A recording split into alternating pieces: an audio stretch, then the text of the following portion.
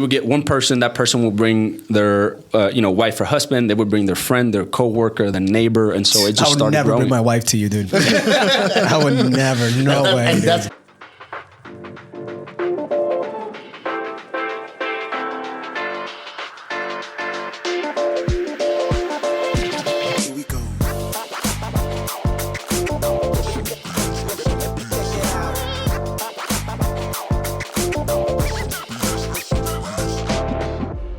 Yo, welcome back to the Stan Leone Boys. It's your boy Griffin. Que lo que es your boy El Bing.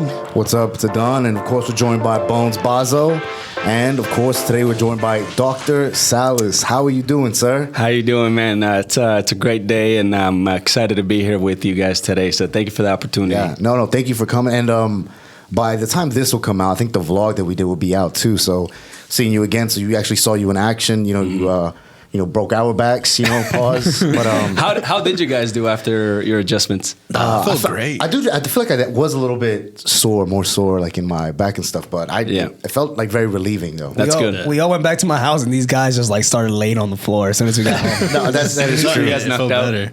Yeah, no, it's good. It's like I said on the day I met you guys. I mean, you get adjusted for the first time. It's like working out for the first time. You're gonna be sore for the next couple of days, so it's totally normal. Awesome. Okay, so before we get into you too much, there's just a trending hot topic going on.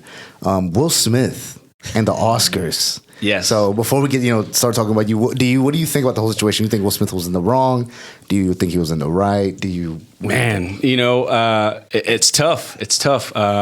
It's hard to tell what anyone would have done if somebody's talking about your wife like that, especially publicly. Mm-hmm. To me, the way I see it is, as a minority, like we all are, Hispanics, you're put in a situation like that, and what the narrative is going to be. They're going to be like, the angry black man or the angry minority couldn't control their emotions. So it's tough. But I would have probably slapped the shit out of him too.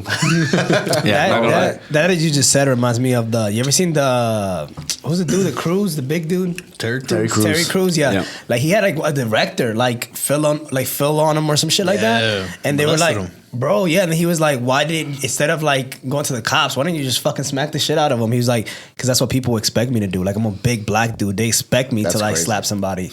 He's like, who are they gonna believe? I smacked this little like 90-pound director guy. Like, who's gonna believe that he was fucking touching me? Like, no way that they're gonna believe that. They're gonna be like, I bullied him. Like you said, like angry black man or whatever. Right. So it's always the narrative. You got to really control your emotions, especially as a celebrity, somebody known in your community or whatever the case may be. So it's tough. Yeah. I don't know, but he got him good. Yeah, got him great. He had a great form too, man. He just did the whole just to follow through and the pause. Chris Rock though, like still standing there, like not like budging. I was like, man, he ate that thing. Yeah, he took it like a champ for sure.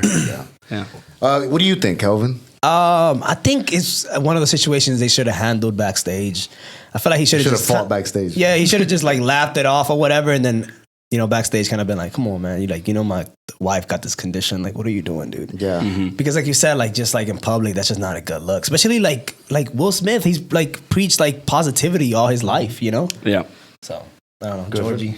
I don't agree with it, but hats off to the guy, dude, because it wasn't the first time Chris Rock was talking shit about his wife either. Really? Yeah. Has happened before? Yeah. I think it was 2016 because we saw a video about it, and Chris Rock was just making fun of. She boycotted the Oscars because the Oscars wasn't nominating black people and shit. And then she's like, "We're gonna boycott the Oscars." And then Chris Rock was like the host of the Oscars that year, and he was like, "Jada Smith boycotting the Oscars is like me boycotting Rihanna's panties. Bitch, nobody invited you anyway." Damn. Yeah. Wow. So then also too, like Will Smith, like he had posted something up about his ex-wife, his first wife. And I didn't know he was married besides Jada. Yeah, his first kid, man's a different mother. But he made a post saying like, happy birthday, love you, blah, blah, blah, like being respectful and like whatever. And then Chris Rock also commented on that too. And then ex-wife was like, yo, you need to chill the fuck out. Damn. So that a little history up in there. Yeah. I'll say it was crazy. I thought it was almost staged because I feel like, like as celebrities, you get talked about a lot. Like a lot. You almost should be used to it, especially with the banter. But yeah, and I probably would have smacked him too. So it is what it is. I feel like he had to be like in a bad mood or something. Oh, there's some underlying things going on for sure. Yeah, because it doesn't seem like one of those situations where he would just like do it. I feel like something like prior history. Plus, maybe he just didn't have the best day that day. Something went down before. Right. And yeah, the video that Denzel shaking his hand, he was just like, man, I've been waiting to do that shit to him all year, dude. Or Jada's like, yo, if Chris Rock say some shit, you better slap the fuck out of him. It's like, God, please don't say nothing, man. All right, so enough Will Smith talk. So, sir, where are you from originally? Yeah, so I was born and raised in Bayamón, Puerto Rico. I spent 17 years in the island, and then I ended up moving to the States. Yes, we're neighbors, actually. La Isla del Encanto, cabrón. Yeah, so we call it Caribbean Corner here. So, I was born and raised in Puerto Rico, played baseball for basically my entire life. You said San Juan, Puerto Rico? Bayamón. Yeah, well, I was born and raised in Bayamón. Yes. And then ended up moving to Guaynabo for the later stage in like middle school, high school, and then I ended up moving to the States to play baseball. Okay. So you moved from Puerto Rico specifically just here so did you go off a scholarship or? Yeah, on a scholarship. So when I was in high school, I went to baseball academy, a baseball high school, and so we would. The name of the high school is called Baseball Academy? It's called Puerto Rico Baseball Academy. Wow. In high school. That's impressive because I feel like in Puerto Rico and like in DR too, they always name something like crazy names, like Carlos Juan Ortiz de la Cruz a Baseball Academy. It's always like some crazy shit. Yeah. So I was there for high school. I tried out for MLB teams, for professional baseball, and then also in front of college scouts. So then I was blessed enough to have a few different scholarships offers. I think you're from New York, right? Yeah. So I had I almost moved to New York, and literally like a week before I took that offer, I got an offer in Mississippi, full ride. I didn't have to pay for anything. And I was like, I've never heard of Mississippi. I don't know where that is if you put it on a map, but I'm taking it. So I took it, and it was a 4-year school, NCAA, and it was a good time. Full scholarship. Wow, that's amazing. It's the way it's spelled. Mississippi sounds like exotic. You know what I'm saying? Yeah. All those S's and all those P's, dude. You're like, hold up. Yeah, so it was a good time. But that's how I ended up moving from Puerto Rico to the States. So from Puerto Rico to Mississippi, how was that transition from this beautiful island to the swamps of Mississippi? I don't know. I've never been. But no, is it Mississippi known for swamps and stuff? I've always driven by, man, but it looks like shit. No, I mean it's great people there, great school, great opportunities. Definitely a shock just because it's different. Have you been before then? Have you been to any part of the United States before then? Yeah, so I had been to Florida, as any Puerto Rican would. Pretty much. You're just going to little Puerto Rico or little Cuba, man. Yeah, so I've been to Florida a couple times. I had been to Chicago as well. Okay. But like I said, and to New York, but never even close to Mississippi. But I ended up working out. I was there for 4 years on that baseball scholarship, and then somehow I found my way to Georgia. What was the college you were going to Mississippi? It's called Alcorn State University in Mississippi. And you were studying while you were doing baseball. Were you studying like doctor? I was doing biology. I did biology there, but I will say, basically, the doctor thing and the biology thing was a secondary thing. So my main thing was to play baseball. Oh no, you were gonna make it. You didn't have no doubt in your mind. Yes. Sure. So my thing was, I'm gonna make it. Listen, if I don't get an offer for $1 million, I'm not taking it. That was my like bottom and of course I didn't get a call. So then I'm sitting there in my senior year, and I'm like, crap, I didn't get a call. What am I gonna do now? And then I gotta leave this place. Yeah, I gotta get out of here. So I used to stay in a dorm. Calling the Yankees. Hey, less than $1 million, I'm not taking it. Sir, we don't know who you are. Hey, I'm calling you in case I missed your call. No, you would have got our call if we called you, and we definitely would have left a message or something. But no, so I used to stay in a dorm, and so the semester was over. I was ready to turn in the key and move out of there, and then I got with my mom and I got with my family, and I was like, okay, so basically, what are we gonna do now? And so we found out about chiropractic school, and I already had the degree and everything. So I went ahead and looked into the school, and I was like, okay, this is a part, a second option that I can look into. And honestly, I started out school and I was like, I'm gonna give it 2 months, but I'm probably gonna get a call. So I'm probably gonna go pro still. So you still had that. You still had that. Yeah. To this day, I didn't get a call. Every day he checks his voicemail every single day. Dude, that's why I always got the phone. They're gonna call me. So. He's in the middle of like adjusting somebody in his phone. He's wait, hold up. And he just falls on the floor. He's like, sorry, I thought it was the Yankees. Just a long story. He's like, the Yankees? Don't worry about it. Long story. Yeah. So why did you choose a chiropractor school? Yeah. So I was debating between podiatry, medicine, or just general medicine or chiropractic. And honestly, I love medicine. I love working with medical doctors, but I was kind of afraid because I thought it was going to be super hard. And I didn't think I had it in me. So I looked into chiropractic. I looked at the prerequisites. I looked into what it is and just gave it a try. Honestly, I started out with no expectations. And I'm not kidding when I said I thought they were going to call me in 2 months after I started. So I was like, okay, let me just give it a try, do something. Right. But also, we had a chiropractor on staff at Alcorn in the school. And so I had a shoulder injury. I was a catcher, so I used to use my arm a lot. And I had a shoulder injury, and I was scheduled for surgery. And no kidding, this chiropractor worked on me for a week, and I didn't need the surgery. Wow. Yeah. So it was cool. Shout out. Her name's Dr. Gaskin. Yes. She's in Mississippi, and she worked on me for like a week, and I was able to get back on the field. And so when I finished that last semester, I looked into it because I became passionate about it. And so then it was cool. It was cool. They just going from being scheduled to get a surgery to like not getting it and continuing to perform at a high level on the field, that made me want to do it for other people. Wow. Okay. That's pretty crazy. The fact that you were literally going to have surgery and then just from just working you, I didn't even know chiropractors would do that. I always think chiropractors think of the spinal adjustments, just popping stuff. But right. So what all was she doing with you with your So shoulder? basically at the time I didn't know what she was doing, but you were just moving you. She worked on my neck, she worked on my upper back. Basically, she adjusted my whole spine. She gave me some rehab for the shoulder. I think, like I said, I love medicine. I think it's incredible, but I think sometimes there are steps to be taken before doing a surgery, because you can't take it back. Yeah, pretty drastic things. Right. So I'm a big proponent of trying all the conservative routes before you get your skin, cut open. And in that case, what would they do to your shoulder? Like put screws in your shit, or? Well, it depends. So I had I was diagnosed with I want to say it was a torn labrum or a torn rotator cuff. So at that point, they would go in and they could do screws, they could do plates, they could do metal, or they could just go in and reattach the tendon if it's broken. So it really all depends on the diagnosis. Yeah. Like I said, surgery is warranted sometimes. You may need it, but I think, like I said, there's steps to be taken before you go in and get a surgery.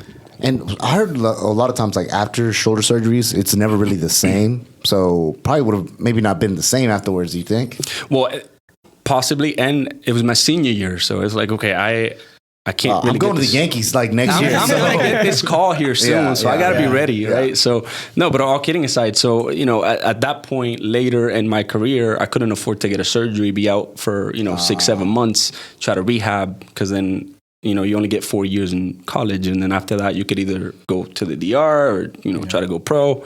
And, I was trying to go pro. So, but she helped me out a ton.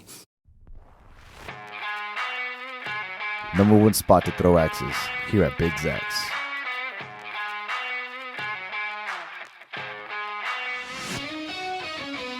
We have cold alcoholic and non-alcoholic beverages. Perfect for date nights, girls' night out, and guys' night out.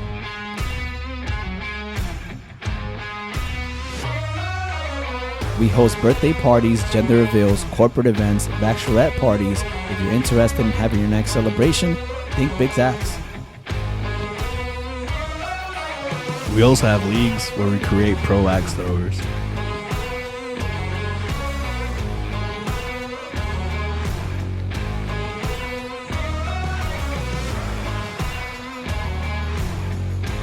So check us out at 825 Chattanooga Avenue. Oh. So how was your so your family all the time they knew they were okay with you going to the States? Was anybody like, no, mijo, don't go? Is there anything like that? Or? You know, I think that's a cultural thing. It's different. So ever since I can remember, since I was a kid, my mom, she always pushed me to get out of Puerto Rico and go to the States. So as soon as I turned 17, like, get out of my house. She was like, yeah, you gotta go.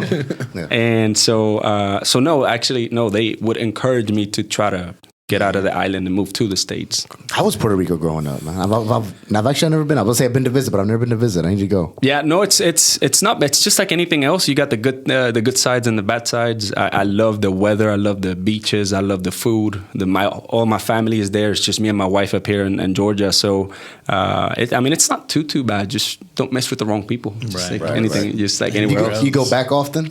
I try to go at least once or twice a year. So I'm going in June, this upcoming June, to Puerto Rico. Wow. Yeah. Make that 4 tickets, man. Yeah. We'll be fine. We'll make it work. Yeah, just have your too. people call my people. I've been to San Juan, dude, and that's the only place I've really been to. I went on a cruise. So I really was there for like only 8 hours. I don't even think that counts really.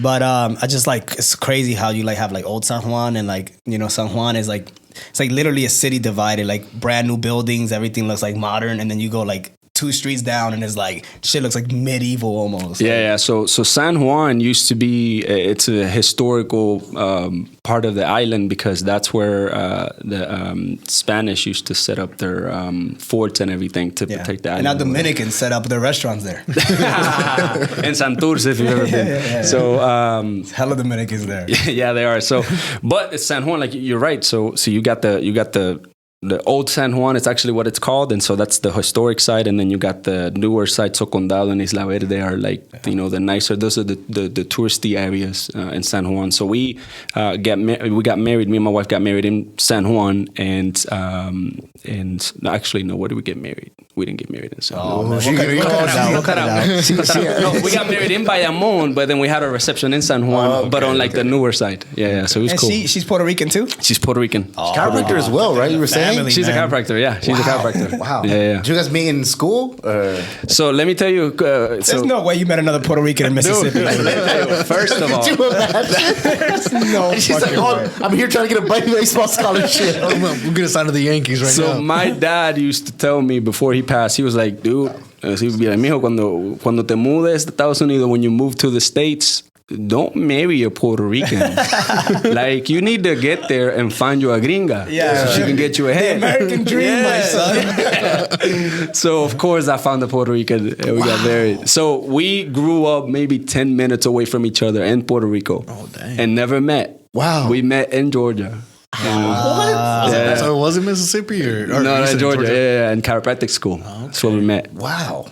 Yeah. Wow, that is crazy. 10 minutes apart, and then that's mind blowing. Yeah. I guess just you obviously like, wait, you Puerto Rican too, and then just you come here often. Yeah. And Small world. That's all it takes. And then congrats, also have a little girl coming. Thank right? you. Thank you. Congratulations. Thank you. She's due to be here in August the 7th. Okay. You got names? You got names picked out already? You know, we were talking about that last night. So our original idea was going to be Sofia Isabella. Okay. But I like too many names. I like Penelope. I like Ruby. I like what was the other one? Sofia Victoria. So I don't know. You give her a whole like long list of names. You could just like give her the whole we thing. could technically, you know, so with Hispanics, we could throw out however many names we want. So I could call her Sofia Isabella, Penelope, Ruby. You know? So we would still be good. That sounds perfect. But no. I think it's gonna be Sofia Isabella. So I'm gonna put it out there so it becomes a thing. Okay. So everybody else, don't take that name. Yeah. Please don't. Yeah, if you're gonna have a baby anytime soon, Yeah. and you don't know what to name it, don't Right. name it. Right. What will you name your kid? You ever thought about it? Have you had a kid? I just know for a boy, Santiago, after my father's last name. A girl, never thought of it. How about you, Griff? I had one, but actually, somebody we used to go to school with, they took the boy name. They're having a baby right now. It's Maximiliano.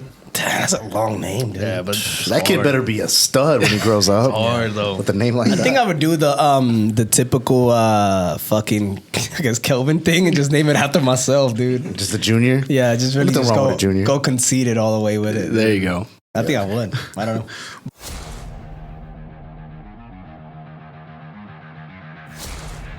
Are you thinking about starting your fitness journey and don't know where to start? or are you trying to get back into the gym?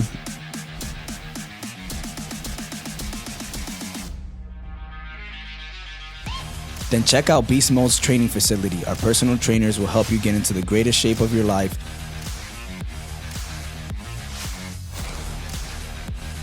With state-of-the-art equipment, years of experience, and the track work to prove it.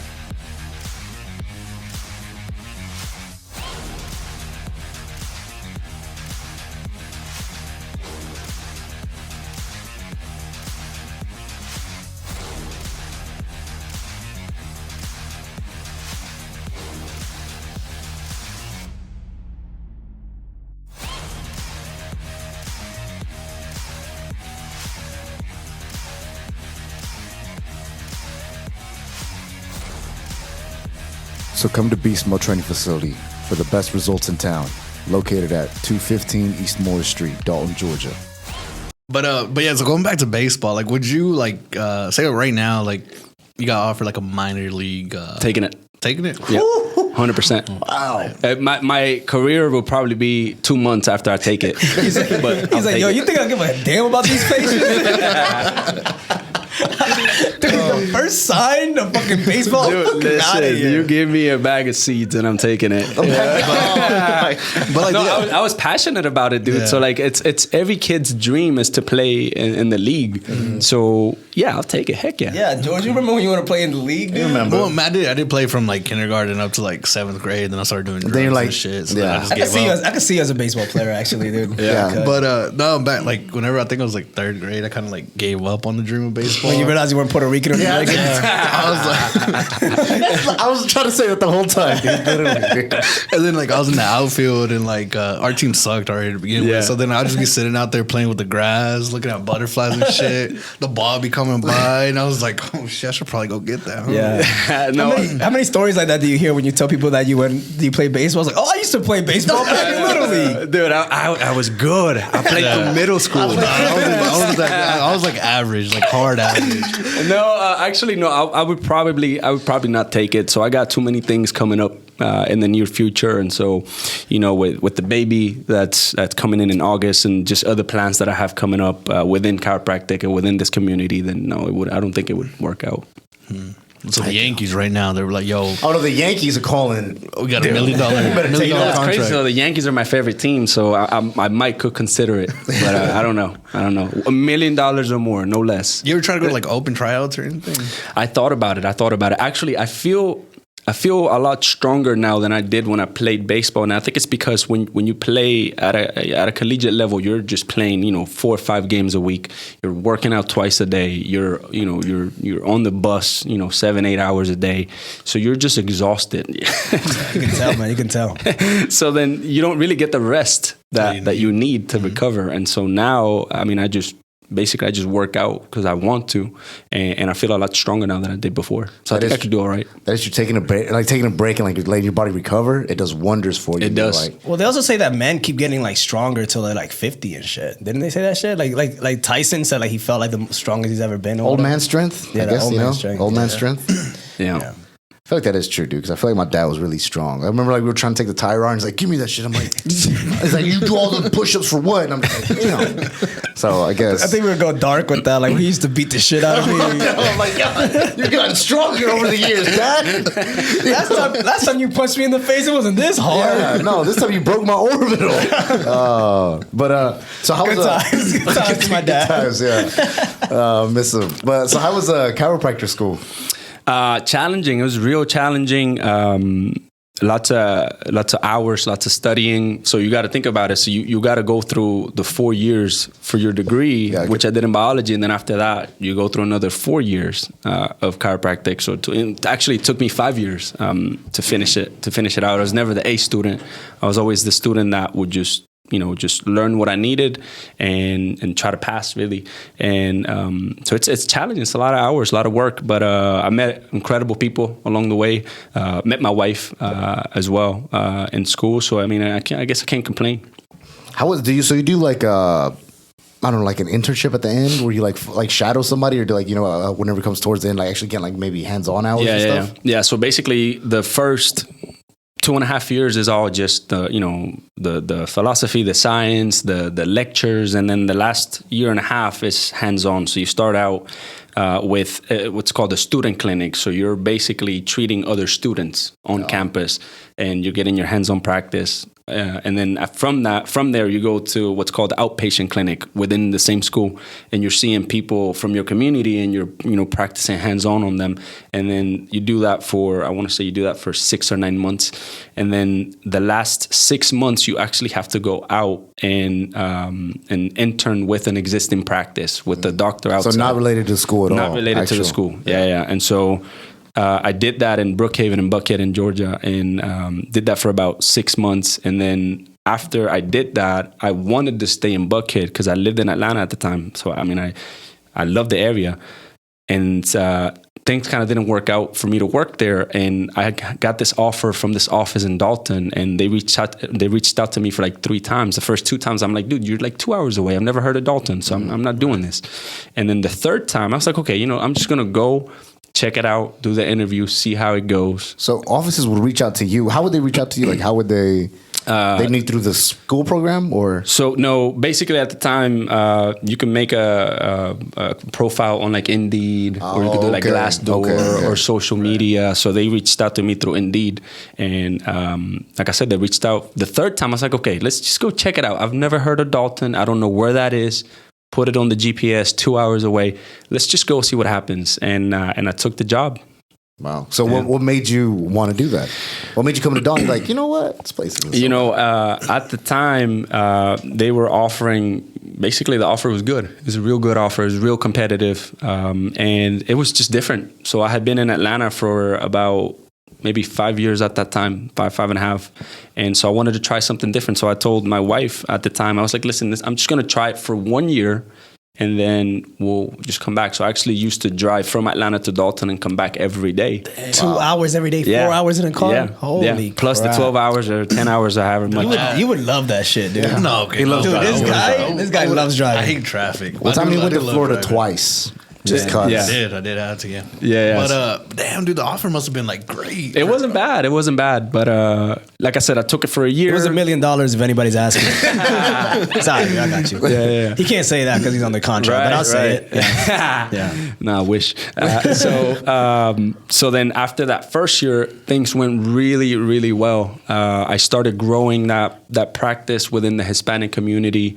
A lot of the Latinos in Dalton, as we know, it's ever growing. It's like a limited number of Latinos in Dalton. So they started coming in. I was the only Spanish-speaking doctor at the time. Dude. And then Spanish people, like especially like old school Spanish people, like my mom, she finds some like the doctor that knows Spanish, bro. You're like doctor forever. Yeah, bro. Yeah, literally. I'm like, no, I'm going. No, I said doctor. I'm going doctor Salas. I'm going in. Yeah. No, you're not kidding. So then we would get one person. That person would bring their wife or husband. They would bring their friend, their coworker, their neighbor, and so it just started growing. I would never bring my wife to you, dude. I would never. No way. And dude. that's not because you're that's not because he doesn't trust you. He just doesn't trust her. So you're way too handsome. That leads into the question everybody's been asking us.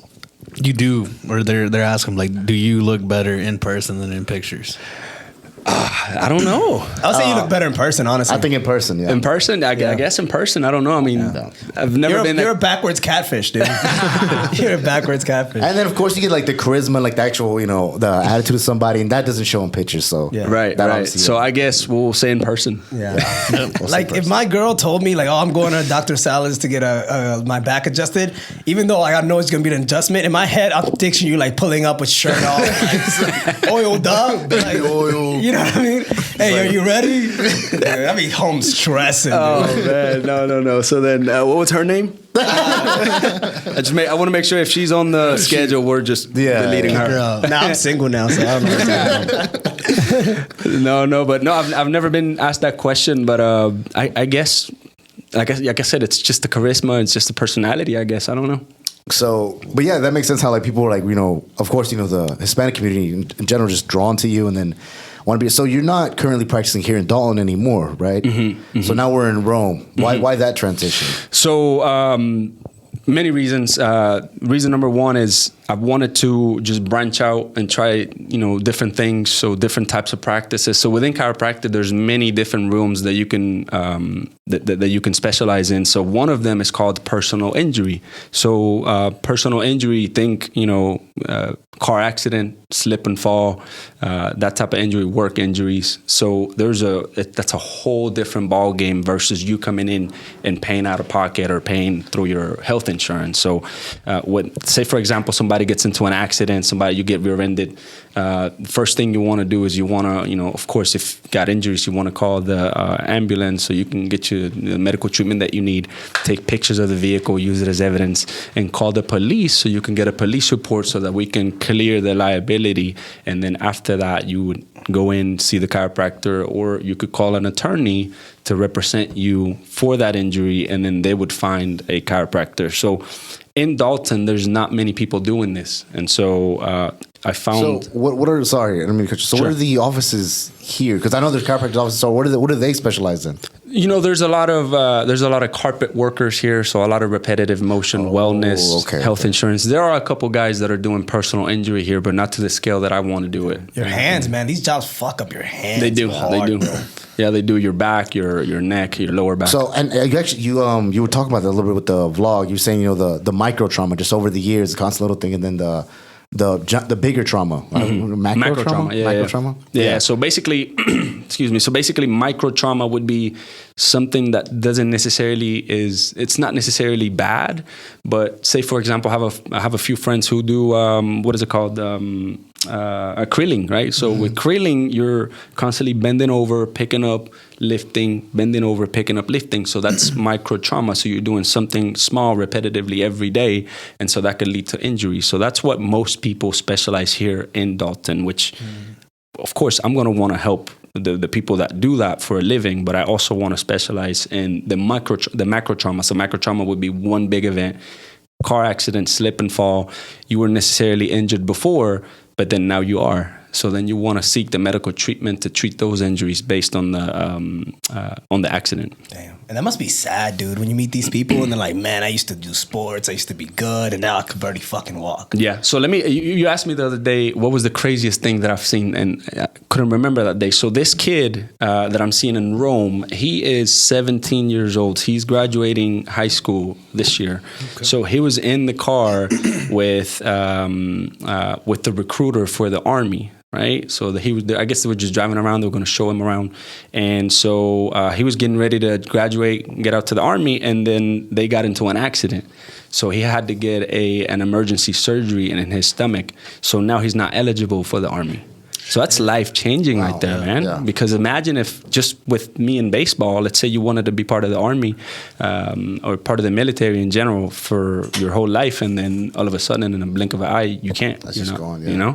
So it's life-changing. So I see those kinds of things in the office on a daily basis. So it just motivates me to just, be there for the community. Wow. Damn. Yeah. So what is So Rome, how was it transitioning from there and then opening your practice there? Yeah, so basically in Rome, what I did is I associated with an already existing practice. So the owner had taken over that practice. I joined him as an associate with him, and we're partners. So we're just basically doing the personal injury stuff there. I am trying to bring a little bit more of the wellness side to it as well. Cash insurance stuff, but it's mostly going to be personal injury. But then at that point, I'm looking into other areas where we can expand, or that I can expand with my wife, so that we can have a better reach within the Hispanic community. Heck yeah, dude! And you said that your wife's gonna get into chiropractic for pregnant women. Yeah. So she could do basically. You'll be amazed if you ever meet her. She's skinny, she's small, but she will rock you. She will adjust you. She'll pop crack, right? She is a redhead Puerto Rican, so she's crazy. She's crazy. that's two kinds of crazy. I don't know how you man. I'm telling you. No, she's great. So then, please, baby, I'm sorry. I'm glad she let you out the house today.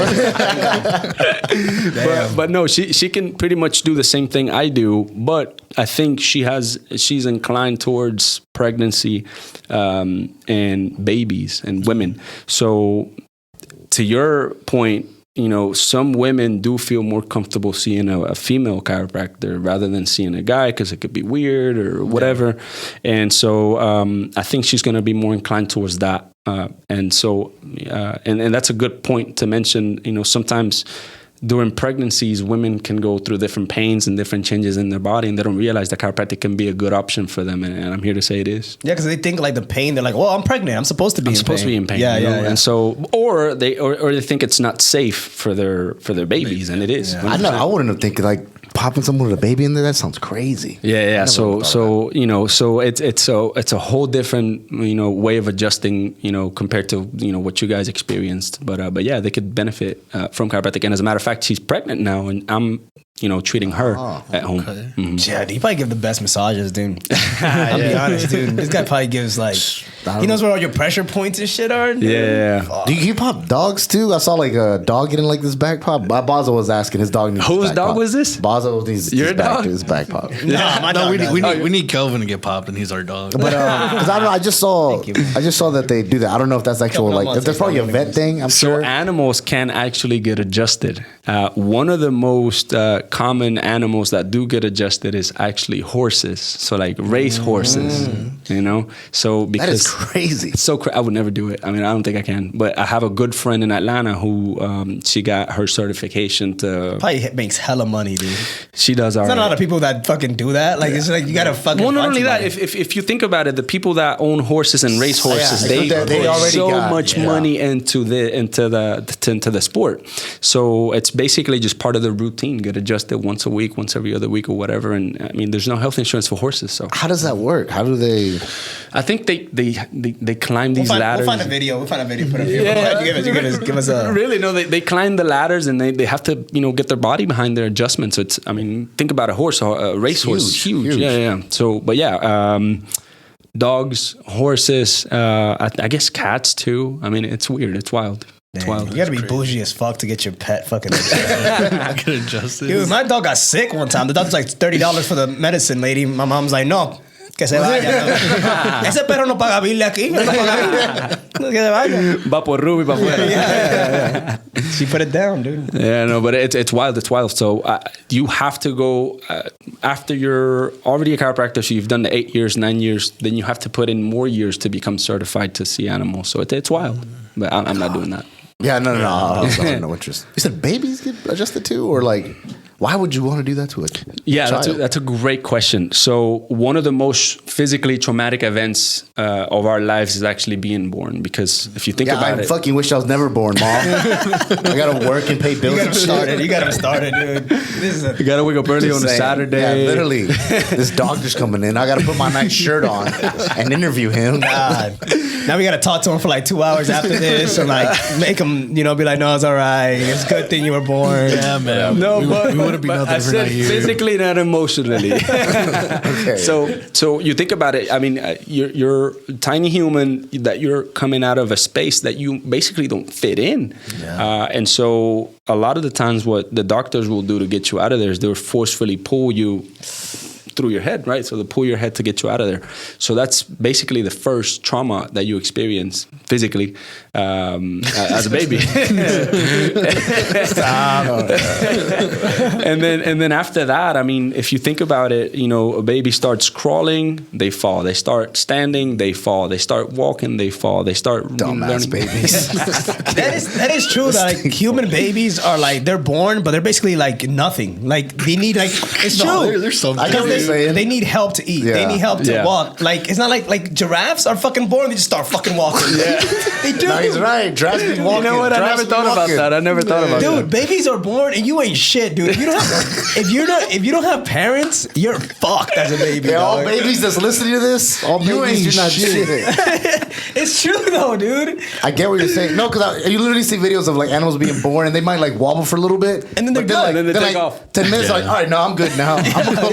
I'm gonna go hunt this giraffe, this other giraffe. For real, dude. Never thought about that. That's crazy. Yeah, human babies though, you're 100% dependent on fucking parents, dude. Circle of life, man. Whenever you get older, you're dependent on your children now. Like they take care of you. You're born in diapers, you die in diapers. Yeah, or if you're white in nursing homes, you know. Right. So yeah, that's why babies and kids would want to get adjusted. God, that makes a lot of sense though. That does make a lot of sense. Yeah. Are you an artist or a musician interested in perfecting your sound, wanting to take it to the next level? Here at Fatboy Studios, we have the latest and greatest in recording technology for any mixing and mastering and production.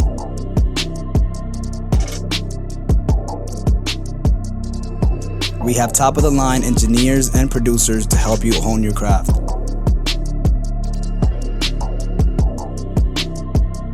So check us out here at Fatboy Studios at 3525 Chattanooga Road. All right, man. What do we think about Daddy Yankee retiring, dude? You're Puerto Rican. I feel like Boss, man. I feel like we have to ask. You're definitely the most experienced most person. qualified person to talk about this, dude. Yeah. So I mean, he had a great career. Of course, he's an icon in the island. So if you're Puerto Rican, you don't know who he is. I mean, are you You're not really Puerto Puerto Rican? Rican. Right. Yeah. So, I mean, and I think it's time for him, dude. I mean, he's done so many things. I think he's been in the industry for over 30 years. That's a lifetime. So no, I think I'm excited for him. Yeah. You go to his concert? His last concert. Yeah, Is he coming to Atlanta? I don't know. August. Is he coming? Oh, really? 20-something. Yeah. I guess you're gonna have to hook it up. You know him, right? I don't know him, but I went to the Bad Bunny concert and they had like a little fucking banner and shit up there. And it was Yeah. like, How was that? gotta How go was that back. concert? Oh, dude, fucking fire, dog. He's been waiting to talk about it. Dude, Tell me more about it. Dude, so this dude, like, literally, like, there's a fucking you get there and there's like a 18-wheeler and it's like covered up. Because El Último Tour del Mundo is like the 18-wheeler in The the black front. one. Yeah. So it's literally covered up. And then, like, before the show starts, they obviously uncover it. All the lights go out. The fucking, headlights turn on. The fucking shoots flames from the sides. And you hear, like, brrr. They pull in this fucking 18-wheeler in the middle of the fucking arena. And then out of nowhere, this motherfucker just pops up from the middle of there's like a trap door. And he just comes out from the bottom. Does like 2 songs on top of it. And then the fucking 18-wheeler just opens into a fucking stage, bro. That is crazy. Wow. But then the whole stage is like LED, like lit up. And it's just like they do like fireworks and all kind. I don't know how the fuck they get away with doing all this shit indoors, bro. And like the way it shoots up, like you almost think like this is gonna burn this fucking place down. Like and I was like close enough where you could feel like the fucking heat from the fireworks. So you were in like the front row. I was like maybe like 10 rows VIP. back. It was the VIP section. So, yeah, he was in VIP there. only. He was there with the family. Man. Yeah. Just But it normal was day. insane. It had streamers and shit. Like streamers came down from like the top. I've never fucking seen that in my life. Like fucking like real life fucking streamers. But it was dope, man. What was it at? State Farm Arena? State Farm Arena, yeah, where the Hawks play. Home of the Hawks. Home of the Go Hawks. Hawks. So you know what's crazy with that rig that I think he's had that rig for 3 or 4 years already, and he just keeps taking it to different keeps adding, events, and I think he's turning it into an Airbnb, which is wild. That's wild. That rig. What? Yeah, I think I saw something about that on TikTok. It was like a 3 or 4 day thing. Limited time. And it's inexpensive. I think you pay like $50, $60 a Oh, night. really? Yeah. I thought it would have been like. It's supposed to be like a museum type deal too. Like had like stuff from his childhood and shit in there and stuff too. It's pretty cool. dope, The guy's a genius. Yeah, Bad Bunny's one of those guys that became more than just like a reggaetonero. He's like just a whole pop icon now. You know? Right.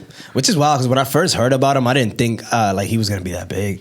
Like I heard the song Dile que yo soy lo más tipo fa-" with fucking bunch of fucking dudes on it, and I remember reading his name and it's like Bad Bunny. Like that dude will never make it with that fucking name. that's ridiculous, man. But then like yeah, man, he's the fucking guy he is now. No, he actually started out as a bagger at a local store in Puerto Rico. Do you know who's the only other person that I know that knows that is fucking Kelvin? That's just Yeah, It's Caribbean. No, he did. Caribbean. Because I remember like a year later, he gave like a speech at like Premio Lo Nuestro or whatever. Yeah. He was like, literally a year to this day, I quit my job as a bagger. Yeah. And now I'm like, 2017's like best new artist or whatever. he Yeah, was so at the time. that store is called Econo in Puerto Rico. And it's a local brand, local store.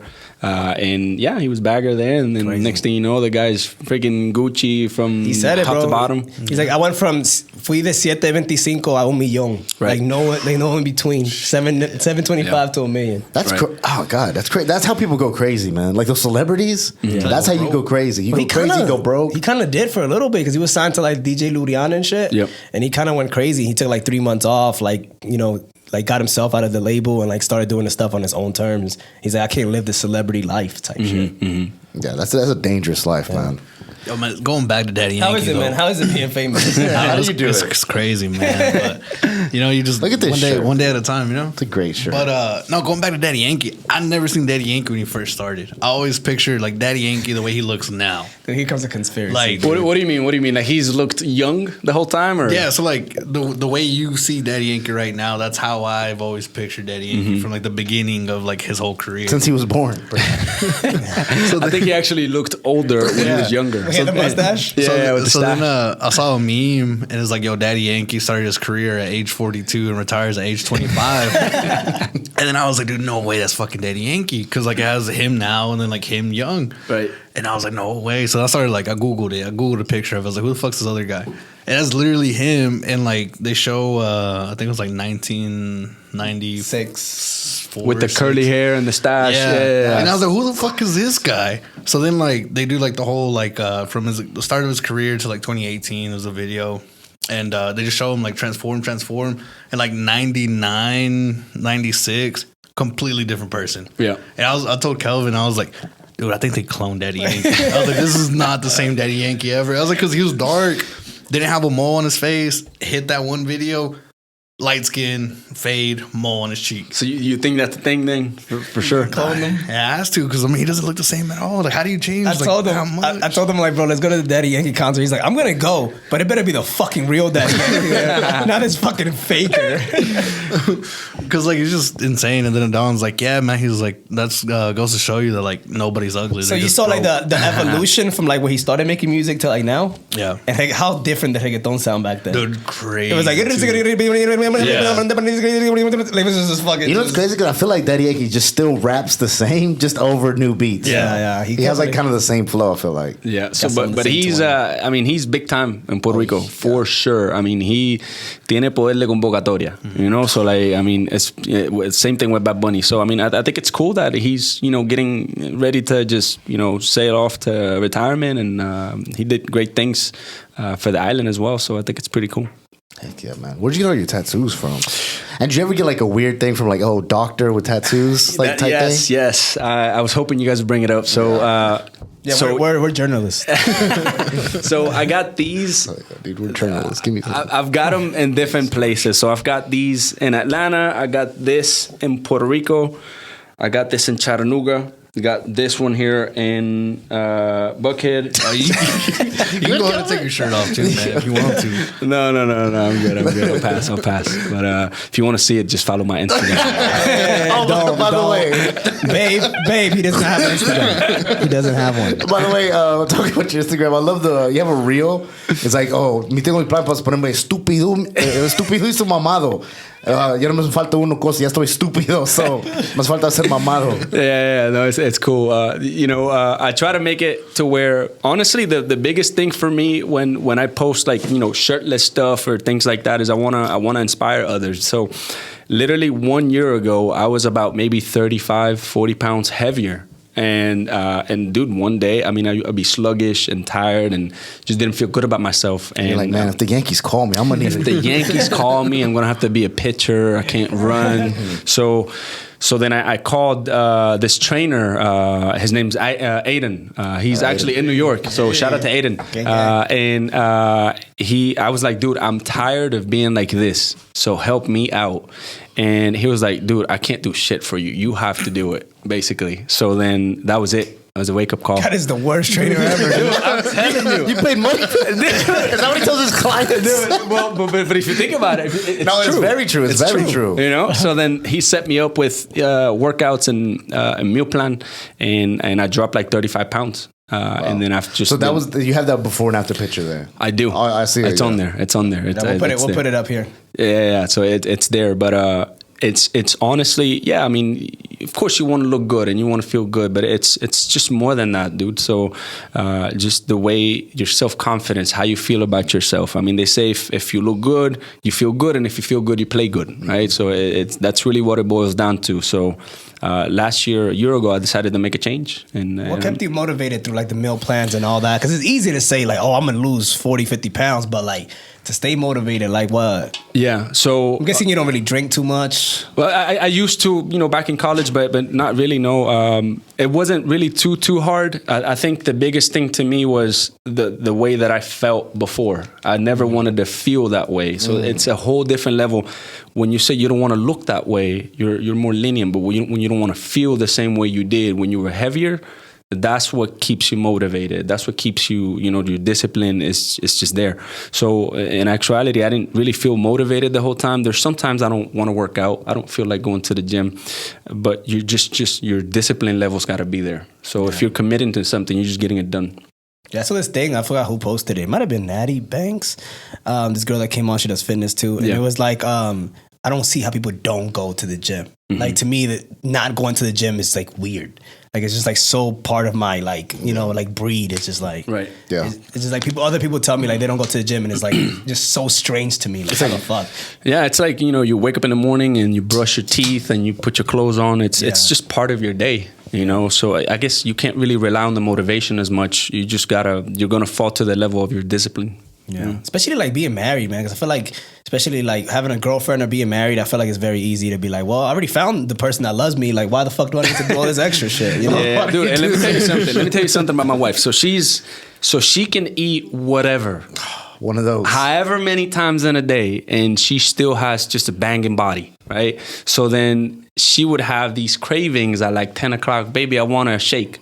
Or baby, I want some fries. Yeah. And I would go with her. Right, dude. I would go with her and have a freaking, Whopper Jr. with, fries and a shake. You're eating your celery. You're just mad as fuck. Just freaking sipping on peanut butter. I'm telling you, man, sipping on water. So yes, you're right. So that was super hard because then you would see her. You smell it and shit. Dude, you would smell it in the Chick-fil-A. That's her favorite fast food. And so then, like you said, I mean, I'm snacking on like freaking almonds and water and it was tough. But like I said, it's just discipline. So I never want to go back to feeling the same way that I felt when I was heavier. The downside to it though, so I never thought of this. So dude, my whole wardrobe, I couldn't fit it because it was too big. So then I've been slowly just kind of shopping now and getting new clothes and everything. So that was the only, negative downside, to it, but everything else, I'm super happy that I made the decision that I did. That's good. That's dope, man. Yeah. Okay, I'm sorry. And so your tattoos? Yeah. So I got this in Atlanta. I got this in Puerto Rico. Got this in Chattanooga. I got this. I can't remember. It might have been Florida. I think this was in Florida, in Orlando. So is that your first one? The first one. I don't even. This one here. Oh, okay. Yeah, that one there. And I was like, I'm just going inside of your arm on your first tattoo. Yeah, but it was small. So I was like, I'm just going to start with the small one, and that's going to be the one tattoo that I'm getting. And then what happens? You see all these other parts like, whoa, le falta algo aquí. I know. So what if I throw some shading in here? Or some roses would be, look good. Let me get 2 sets of roses instead. And you know what? Right here probably needs something. Let me figure this out. So then here, I'm actually saving this part because I want to do something related to the baby. I just don't know what yet. So I left some loose endings here. Put a picture of the baby. The rapper? Yeah. It's like I got a baby and I couldn't figure. So I just got the baby. It's like, sir, I don't know if that's the same thing, But no. So yes, I have had patients that come in and they look at me and they go like, "Whoa, this kid is young. He's got tattoos everywhere. Yeah. He's wearing earrings. We'll let this fucking criminal. Is this guy really he has a doctor? Fade. Yeah. Right. He's got a fade. He's got a beard. Yeah. Is this guy really a doctor? Yeah. So when I first got out of school, I used to wear, long sleeves. I would just hide them out because I was, I was afraid of what people would think of me as a doctor. But then I came to realize, dude, if you have a problem, a health problem, and I have the solution for that problem, and you decide not to see me because I got tattoos, then, it's on you, dude. Mm-hmm. It's on you. So if you don't want to see me because I got tattoos, that's fine. Yeah. But I've learned just to be myself in the office. So yes, I would definitely get looks. But then it actually works to my favor now because then when people call, they may not necessarily remember my name. But the handsome one with the tattoos. Yeah, the doc with the tattoos. That one. I want to see him. Yeah. So it kind of works out now. Yeah, because I feel like it's definitely way more acceptable nowadays, with tattoos and stuff. As long as you're not getting into obviously anything bad, like, offensive. Right. And then like probably like any face tattoos, of course, stuff like that. But I think it is getting more acceptable to just tattoos just in general, Yeah.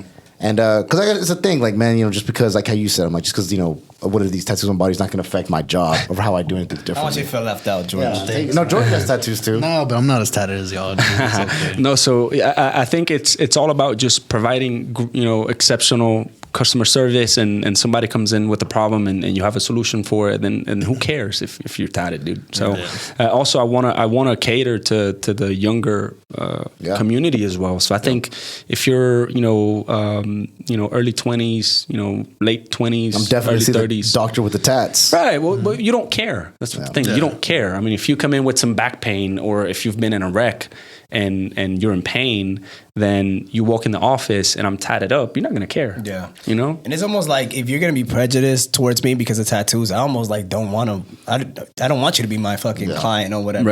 Right. Right. So, but it took some time to get there. So because within the line of what I do for a living, you get a lot of the older community as well. So it's just a different generation. So, but even them, they've become more accepting of it. So, yeah, that's awesome. I used to take my earrings off before I walked in the office. Yeah. I used to lose them all the time, piss me off. You almost wore a costume coming in. Turn into a different dude. I'm telling you, man. So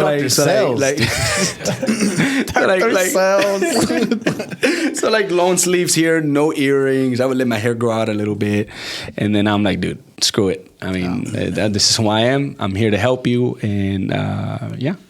Damn. How bad is your handwriting, man? My doctor's got bad handwriting.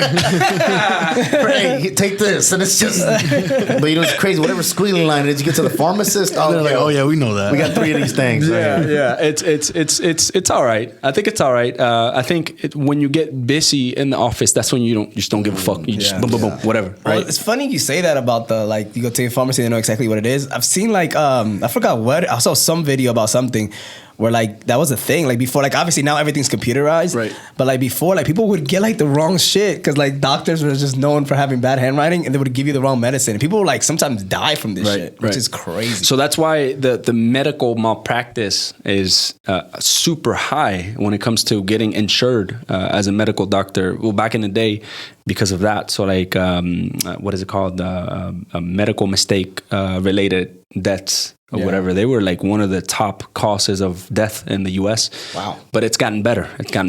Doctors have insurance in case they get sued? Yeah. Ooh. Yeah. So you have to because, you can't practice without it, right? You wouldn't want to. Okay. You wouldn't want to. Especially if you work for a company, you're definitely going to be insured. They're going to require. So I carry $1 million up to 3. So up in to his 3 pockets. Everywhere he goes. I carry $1 million insurance policy. But speaking of technical difficulties, we had to cut. Sorry. But speaking of the whole getting sued by the I guess the client or the patient or whatever it was. Here recently, a nurse in Asheville, Tennessee, she lost her license. She's getting sued from the family, lost her job, lost pretty much everything. And the hospital, they got away free. They got out of it, nothing wrong with it. Yeah. So what ended up happening was some old lady came in. She was 70 something, and she had fallen. So they had to put her through the MRI machine to see we know what happened and if anything's messed up in her. Right. But she would freak out. So then they had to give her some kind of a sedative. Yeah, kind of put her to sleep or let her chill out or whatever. So then that certain hospital, they had some kind of protocol. So they're if somebody needs this, we're out of this medicine, so then substitute it for this medicine. So it turns out the lady was allergic to the substituted medicine, but then since they didn't have the actual medicine and it didn't show up anywhere, the nurse gave her the medicine that was supposed to be given to her. That's wild. So then the lady, the old lady, she ended up dying inside the MRI machine because of the medicine. So they pulled her out, and then no, they definitely didn't keep her in there. Yeah. That'd be crazy. So they pulled her out, and they had to notify the family. The family was suing the hospital, and they got their settlement done or whatever, and everything was good. Yeah. Nothing happened to the nurse, no nothing. And a couple weeks later, a journalist found out about the thing, and he's the one that brought it to light. So then that's when the state started looking into it. So then since the settlement was done with the hospital already. All that shit fell onto the nurse, and now the nurse is getting sued by the state and like somebody else. It's crazy. So, and that kind of goes back to what we talked about in the office when we did the vlog. Is you have to, when you go see any kind of healthcare professional, you have to make sure that you're seeing one that's taking everything into account before doing any treatment. So like medical history, injury history, everything, family health history as well. Because if possibly they didn't have the medical history of that lady, and that's where the allergy to that particular medicine would have been listed. So that's unfortunate. It's unfortunate. But no, I think just you always want to play it safe in the healthcare industry, and so you don't ever want to go too wild. So if she can't do the MRI, she's freaking out, just have her come back later. That's what I would have done at least. But that's unfortunate that happened to her. I haven't heard of that. Yeah, because I think it just happened like maybe within like a week or two. Yeah, so that's unfortunate. I mean, both for everyone. I mean, for the lady who passed away, for the family, for the nurse. I mean, I'm sure she didn't have the intention of killing this lady. So and like she was just doing whatever like the actual hospital told her to do. So like she didn't. I guess she did do something bad, but she didn't do it like intentionally. Right.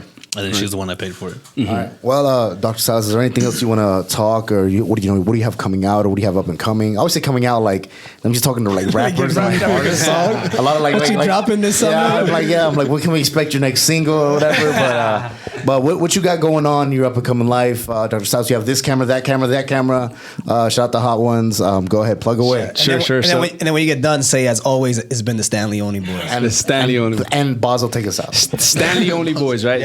Thank you guys so much for having me, and it's been a fun talk, and I look forward to connecting with the community through social media, in person. My Instagram, Facebook are Dr. Salas Cairo, so you'll find it on there. And if I can answer any questions that you guys may have in regards to chiropractic, fitness, pain, whatever the case may be, just feel free to reach out to me. And I have some cool plans coming up. I'm going to be looking at stuff. We're going to be looking at some buildings today. I can't disclose where yet, but we got some fun plans for the community, and I think we're going to be making a huge impact in the Hispanic community, and then just in the Dalton and surrounding areas community as well. So I think it's going to be fun. Awesome. Absolutely. Yeah. And you said, as always, what did you say? As always, it's been the Stanley Only Boys. So as always, it's been the Stanley Only Boys. Take us out, Bazo. Oh, I don't know if I hit that right. No, you do. You just turn it down.